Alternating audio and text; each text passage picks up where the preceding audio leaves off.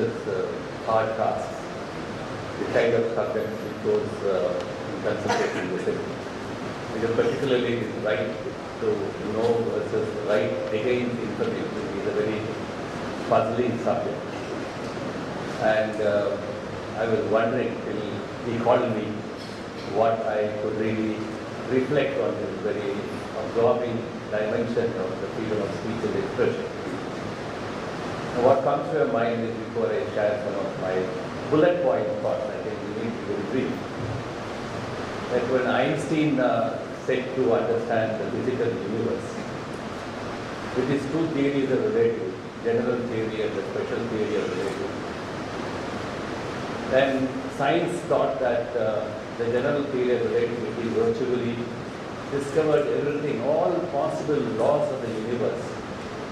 And with a small equation called E is equal to mc square, that energy is equal to mass plus the velocity of light, we were able to probably look into what is in physics later came to be known as a quantum physics and quantum world. But then as subsequent strides in the realm of physics shows that Einstein is yet to be discovered fully.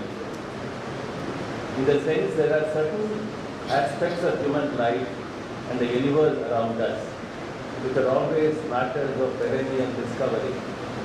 There are no human being with their utmost wisdom and competence on life and liberty can say that this is the ultimate say on matters of life.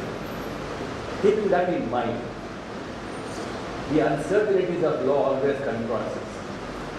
Every time you stand up before the court, open up a statute book for interpretation, and the judges come and say, oh, this is a very complex question. I have not come across situations when matters of constitutional law and interpretation do not either begin or end with courts or the lawyers say it is a very too complex a matter to be unraveled. So we understand that law, regardless of its ability, and sometimes pretensions to say very simple things, ends in very complex dimensions. So we keep all that in mind. And I think very important percentage statement made by Mr. Bhatt in the previous session. But that look here, if you are talking of expression as an inalienable aspect and dimension of life, don't gag it. You want to gag expression, and then you are entering into an area where imperceptibly or otherwise you are censoring human thought and human understanding itself. That's why those of you who are not familiar with the famous novel written by George Orwell, 1984, when he talked about that novel was written at a time when communist evolution, as a very attractive proposition of governance, was in fact virtually pervading the world all over. So the dangers of dictatorship and human beings' thoughts and minds being closely followed.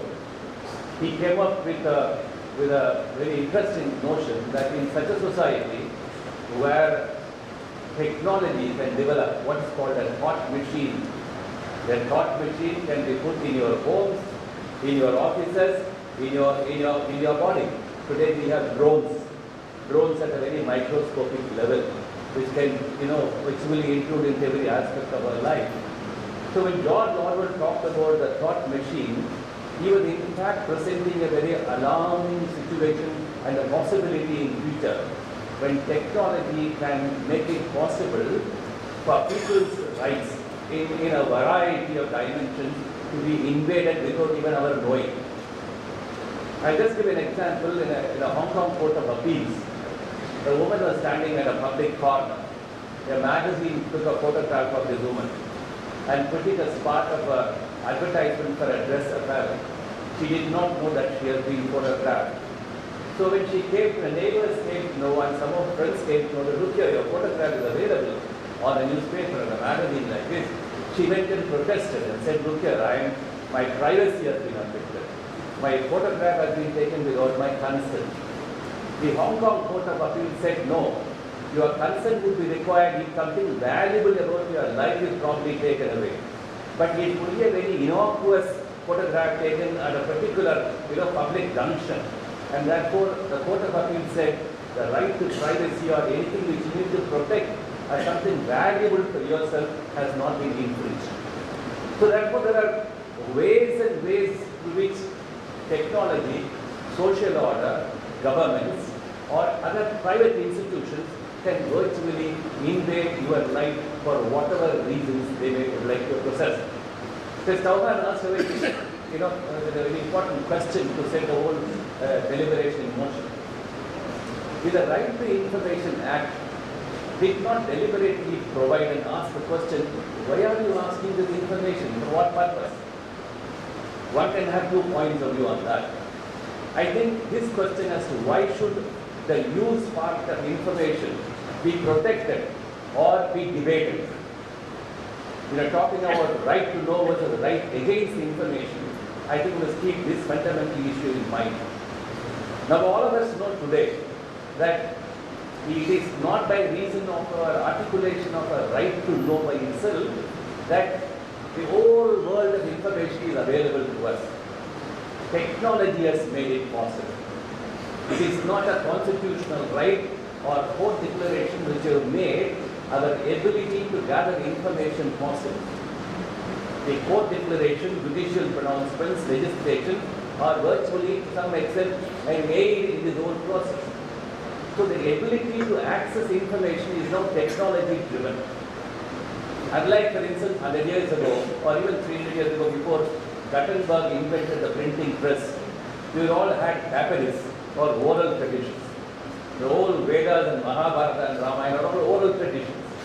Bible was the oral tradition. So when papering was discovered, then people had a monopoly on transmitting what should be transmitted.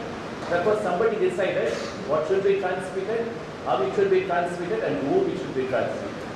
So the monopoly on knowledge and information and the sharing of the knowledge and information was limited by reason of technology.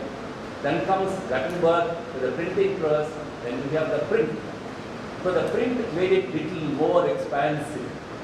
The monopoly on controlling information and accessing information got relatively relaxed. Now we come to the next technology revolution with the net, which says now you don't have to write to a newspaper or go to a media and express your opinion. You can have a very collective sharing of information by a very different mode of technology.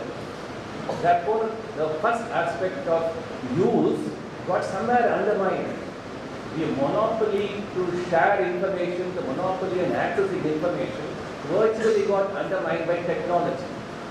And there lies the danger that somebody says, yes, freedom of expression and speech is so fundamental to human life that nobody can come and say for what reason and for what aim and for what purpose you want to seek this information.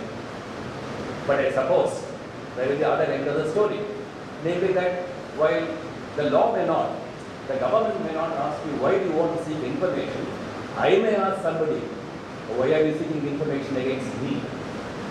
There are people who may say, why are you seeking information against us? Therefore, the question of purpose somewhere will necessarily come in, not merely because to gag speech and expression, not merely to prevent access to information, but to moderate it, but to regulate it so that we have, till yesterday, been talking about balancing of rights. This balancing of rights is always a paradox and a very perplexing question. No law can ultimately have a final answer on balancing of rights. And yesterday when Swami was talking about saying sedition should be dropped, and I don't think we no longer need this kind of a provision in the Indian Penal Code. And with Raja coming up and saying, well, yes, as long as we don't have a state, an organized state as an entity intact, we don't have the freedoms available to enjoy. So look at the combination of points of view. What are they? What do they suggest? I think they suggest that we are slowly evolving to an age where traditional understanding of access to information, monopoly in information, in monopoly and sharing of information has undergone a change. Once these changes come, I think they also bring the inherent hazards which human beings perhaps are not immediately able to comprehend. So therefore, we have a very difficult situation. We know that there is openness. When somebody wrote called the open society and its enemies, I mean, there are new enemies in the open society. Somebody can say knowledge, sharing of information, unbridled sharing of information can also be an enemy of an open society. Because when we talk about an open society, we mean that all of us are equally entitled to certain freedoms on equal measure. Can we have a law which can guarantee this in practice? I think it's too difficult a question to answer. But suppose somebody were to draft a legislation tomorrow, the Law Commission is excited having this kind of deliberations is to gather wise and matured information and to find out whether we can improve upon the current state of law. So what came to your mind, I don't propose to read from what I have prepared, but what came to your mind is that if there is a right to know, in the sense that today, the moment you wake up in the morning until the time you go to bed, we have all kinds of information necessary, relevant, important, significant for us to have a fulfilling life to be led. I must know whether my toothpaste contains something something anti-hostile to my health. I must know whether my detergent is hostile to my health. I must know whether the computer which I use has some element which may cause some injury to me. So every aspect of our life from morning till night, the television which we watch and even the speakers whom we listen to. So there can be so many viruses which we carry. The kind of, I use the word virus in inverted commas. The virus in the sense which can inflate your body like unseen bugs which can percolate our intestines and without our knowing. Therefore this element of the right to know every aspect of what impacts our life, I would probably say that all of us, like the US Constitution says, the pursuit of happiness, all of us need to have fulfilling life. And it is for each and every one of us to determine for us what would be fulfilling for me. It could be a religion, it could be spirituality, it could be mere talk, it could be mere reading, it could be a painting, it could be anything, right? Therefore, all that could be fulfilling for one's life to be determined at a personal autonomy level, I think is part of the right to information and speech. But merely because we have that right to have a fulfilling element of life, somebody will say, a constitutional lawyer or a Supreme Court judge will say, 21 is there available for you to say that all of us have a right to fulfilling life. I don't propose to say anything in a denigrating way. Justice Chauhan propounded a very important addition to Article 21, like your fundamental right to sleep. Suppose I don't know how to sleep because I have bugged by certain medicine, health problems. And I am so used to seeing television 24 hours a day that I must know how to have a proper sleep. So every aspect of our life virtually is something dependent on a quality of information, the extent of information and the relevance of information. Therefore, nobody can say today right to know is something which can be put to any debate at all. But if right to know cannot be put to any debate, then comes the question, as the topic suggests, what is the right against information? All of us know that there are prohibitions against information. There are injunctions. Privacy is an injunction against information. Defamation is an injunction against information. But how do we articulate a right against information? There's someone put a very important beginning, that the use part of an information is something fundamental to, let us say, a civilized social order. You can say that I don't mind for what you somebody is asking my personal information, then probably I am voluntarily surrendering my own information. But as long as somebody is not voluntarily surrendering information, then I think the concomitant question will be, can there be a non-consensual, pervasive invasion of a human being's life, a whole range of information for human beings' life? Now, that one does whether defamation, privacy, national security, so on and so forth. We have talked about it since yesterday. Every book on constitutional law talks about these important rights and securities. Can we put all of them in one map and find out whether the right to know being so important and sacrosanct, but there is a complementary right against information which can probably map all of them together in one common value system? I do not know. But I think the right of a government, the right of a state to protect certain sets of information, and the right of the individual to protect certain sets of information, the right, for instance, not to be defamed, I think they have certain different sets of contents. And therefore, all that I want to reflect for our is, can we kind of broadly group them into one classification, or we need to have a different set of approaches in respect of each and every set of information, which by reason of their content, by reason of their impact, by reason of their relevance, and by reason of their importance to individuals themselves, can therefore carry out this kind of a task. And now, if that is possible, I think then we may have to have a relook at the Right to Information Act. The Right to Information Act just points out by way of little digression. It can be accessed by a public authority under some law. Let's take the example of religious institutions and or hospitals. Religious institutions spend a lot of money on a variety of things, including their religious affairs. So under the Hindu Religious Endowments Act, a public authority can say, let me know how much of jewelry you have been receiving every month.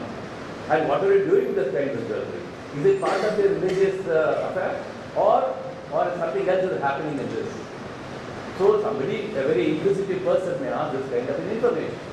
So perhaps, under that definition of a right to information, a public authority will be obliged to divulge this information. We all know what happened about the Padmanabha Swami temple in Trivandrum. So when information like this comes in the public domain, all of us, let's say, assembled in this assembly, are not uniformly triggered in one uniform way. Our minds are triggered in different ways.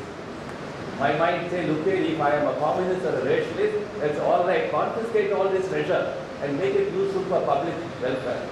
Somebody will say, no, if I am a person with a faith, I'll say, no, this is a matter of religion and faith. So different minds get triggered for different reasons.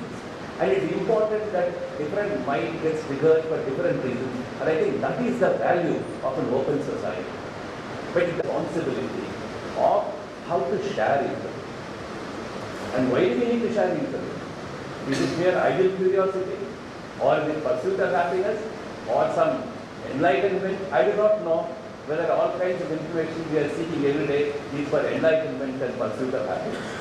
It's all, I think, a wide range of them, or for simple idle curiosity. Somebody, a historian, will say, idle curiosity, creation of myths, also contributed to creativity. Maybe it's an open question. If somebody like Newton did not have a curiosity about atoms falling down, he would have probably not discovered the law of gravity as he proposed it. But that is not, let's say, idle curiosity in a very pedestrian sense.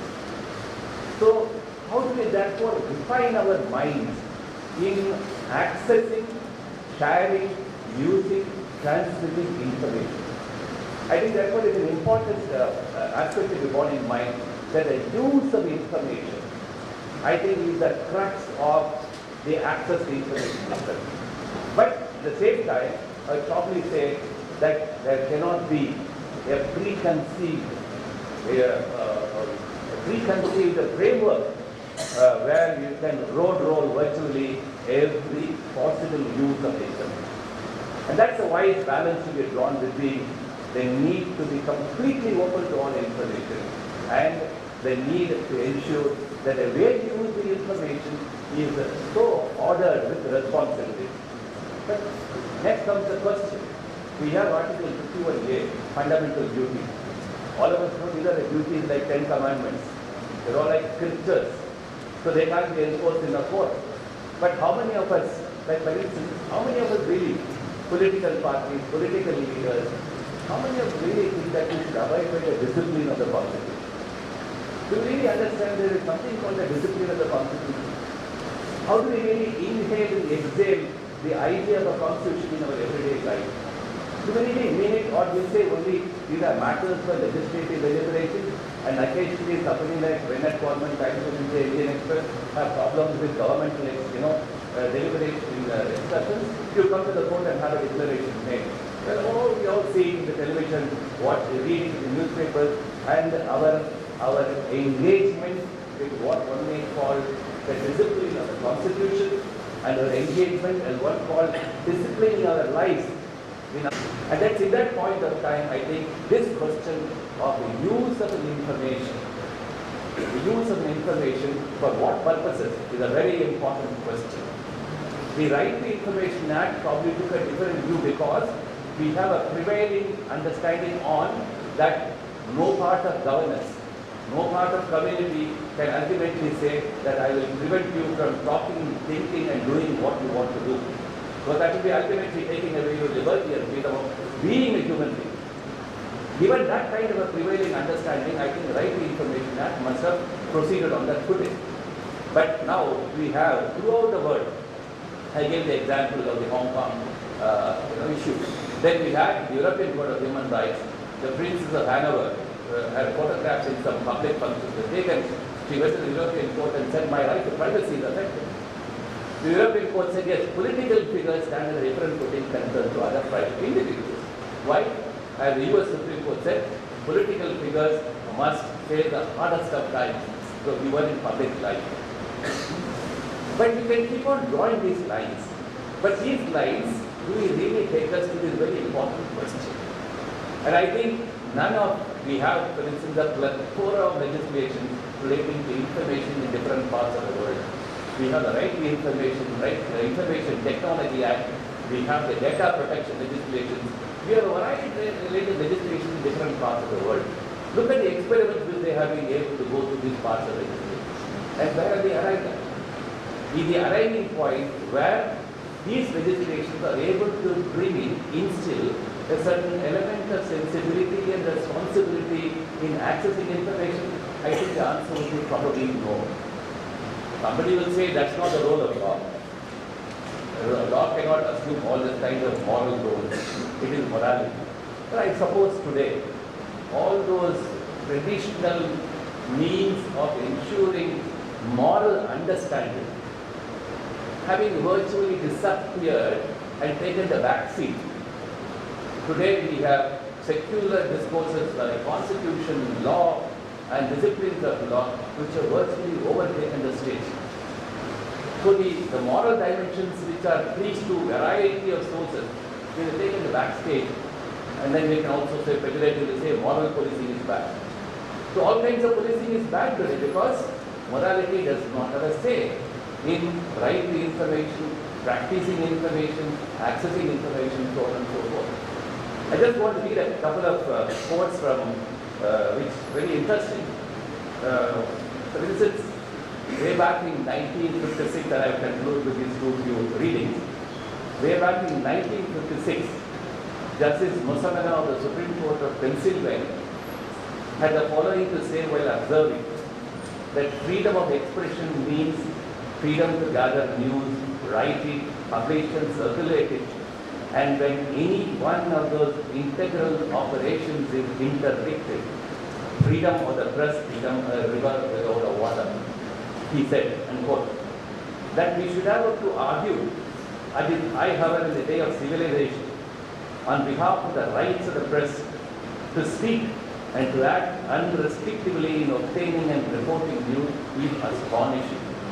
After all the decisions which have been rendered, the books which have been written, the crusades which have been waged, the sermons which have been preached, and the lectures which have been delivered on freedom of the press, after witnessing every day, almost every hour, that freedom of the press is a living, breathing thing, constantly blossoming on the tree of tangible demonstrations, it seems like defending the North Star to decant at length on the need of a free press in democracy.